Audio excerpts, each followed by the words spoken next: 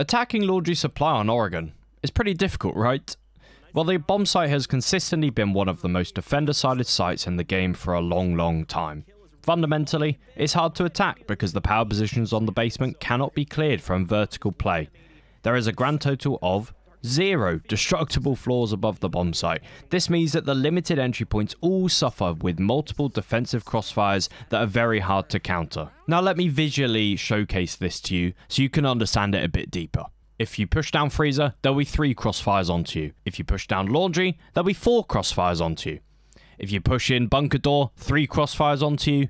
And if you push down tower stairs, there'll be 5 crossfires onto you. And finally, drop an E-box hatch, 3 crossfires onto you. So basically, every entry point into the bomb site, as an attacker, you're at a disadvantage. These are the 5 positions that defenders will typically play on the bomb site.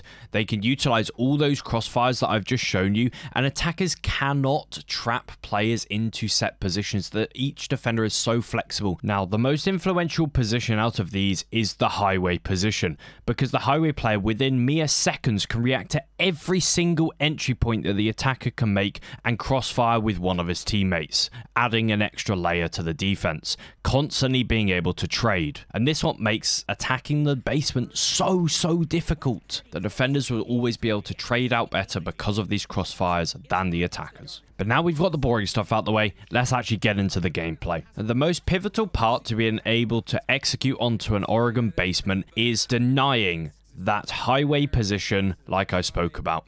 And most teams will utilize area denial to do this. You can use flashbangs, however, every team now plays a warden in the highway position. You can use smokes, however, every team now plays a warden in that position. So most teams, like what SSG is showing us here, will utilize flashbangs to burn the ADSs so they can area denial the highway double door with a grenade, which allows them to drop safely without being worried about being killed mid-air. The grenade helps you to drop into E-box, but obviously the tricky part is, what do you do next? If you stay in E-box, you'll just get C4'd. If you leave, you walk into the multiple crossfires. However, as we all know, very few operators now hold grenades on the offense, so teams have started to devise different methods.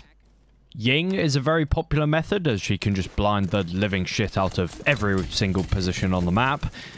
But you'll see as a common theme going through these games I'm going to show you that Ying is a very common ban in literally every single Oregon game as of recent. So when you can't use the area denial that the Candelas of Ying bring, teams have started to turn to the next operator, and that operator is Capitao. Practically every region has been using Capitao during stage 1 of this year and the Copenhagen Major for their attacks onto the Oregon basement bomb site. I'm going to be showing you a few examples of how each region does it themselves. For this as well, we're just going to be focusing on the usage of Capitao and not the pushes as a whole of the examples I'm going to show you. Here, Blur's at the bottom of laundry stairs as Capitao for G2. He's going to firebot off highway and also the closet and smoke off the laundry rotate as well. Typically, as I said earlier, when you push down freezer, there'll be 3 crossfires onto you. 1 from freezer, 1 from highway, and 1 from the laundry rotate. However, with these Capitao bolts and the smoke in addition, these eliminate the 2 crossfires from highway and also the laundry rotate as long as there's no warden in that position. So pushing down freezer, G2 actually allow themselves to take a 50-50 gunfight onto the player inside freezer, which obviously improves their chances of success. Then in tandem with the freezer push, you'll always be pushing laundry as well, and where there would usually be 4 crossfires onto the entrance through the laundry double door, you actually eliminate every single one of these 4 crossfires with the use of this smoke and these 2 Capitao bolts. Because you're pushing freezer, you also eliminate that 4th crossfire from freezer itself. Then on the very next time that G2 attack the laundry supply bomb site in the same game against Virtus.pro, they seemingly set up for the exact same execute with the Capitao. However, Virtus.pro have countered pretty much with everything they can. The front side execute that G2 had just done, with the 1My discs on the laundry side, the warden playing closet as well to counter the smoke play that G2 do. Blur sets up with the exact same firebolts, however, the first firebolt caught by a 1My disc. The second one goes on to highway, but this is all a distraction for the blitz to take through bunker into blue. The space is created because of the distraction from the Capitao, and G2 take backside with the blitz and a fast collapse from all areas. Just a small side note to how clever that second attack onto the basement was from G2. Moving on to Scarz now from APAC at the Copenhagen Major. They utilize the exact same Capitao bolts. One onto highway, one into closet, and then they execute based off of it in tandem with a line scan, getting loads of red pings, and they collapse onto W7M. And if we skip forward, they actually end up winning the round. This showing that pretty much every region is catching on to this idea of utilizing the Capitao. Funnily enough, and then the next time at the Major that Scarz played Oregon in their playoff match against Space Station Gaming, SSG actually banned away the Capitao against Scarz. The Major champions W7M also utilizing these fire arrows to attack onto Laundry and Freezer. They just had an added extra of when attacking onto the mirror, they pop the mirror windows with their Twitch drones. Down Laundry comes Philippox on the Capitao, who firebolt off highway and closet, although the closet one misses. And don't worry, the fire inside of Freezer is just a Goyo canister, not an actual Capitao firebolt. And W7M, they don't end up winning the round, but the theory with this Capitao firebolt push is still the same. Now again, we'll watch a second attack onto the laundry supply bomb site from the same team in the same game, and it's going to be W7M again, but this time instead of going front side into laundry and Freezer with the Capitao, they're going to go backside. Now remember how I used this example of SSG denying the highway swing with a frag grenade from E-Box so they can safely drop E-Box hatch?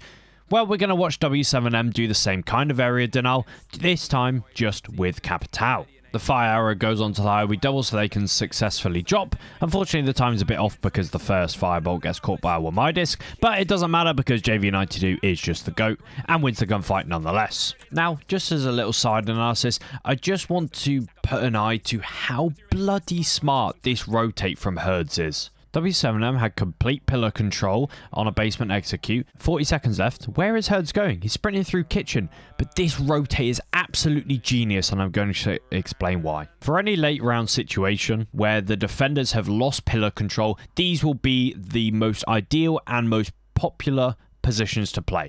One person will play closet, and in this case this is Grixer on the Goyo, and that means he can cover the push deep into site, the push through elbow, and also he can C4 onto default plant.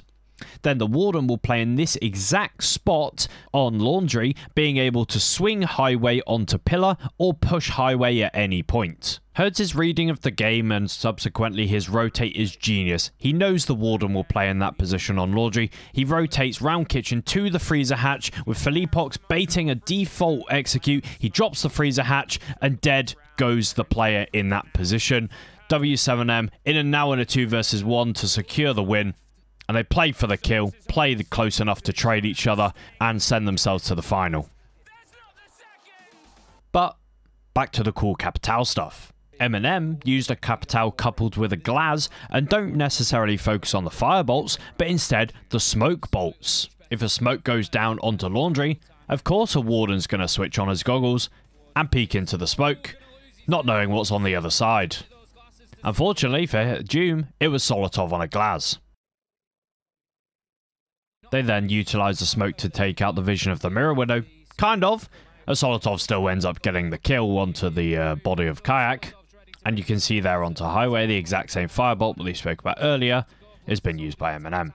Now let's play a game. Can you guess what was banned in all 4 games we've watched so far? That's right. It was Ying. Teams undoubtedly think that Ying is the most powerful attacker on Oregon. She is consistently banned away, as we can see here. However, she slips through in a few games, and this is the last example that I'm going to show you. It's a DarkZero versus M80 game from NEL, the final of NEL actually, in Stage 1.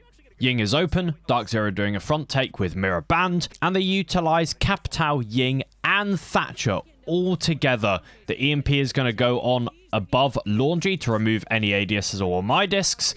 The Ying goes out as area denial to allow Pambazoo to walk in, and at the same time, the same Capitao firebolts onto the closet and onto highway are shot from Canadian behind Pambazoo, and DarkZero eliminate all these crossfires that we have spoken about onto Laundry and Freezer, and look how clean their execute is. It leaves Diaz in a 1 versus 4. They didn't even lose one body on the actual site execute. Achieved died earlier on. And that just shows on a bomb site where defenders are guaranteed trades because of how the structure of the site is set up.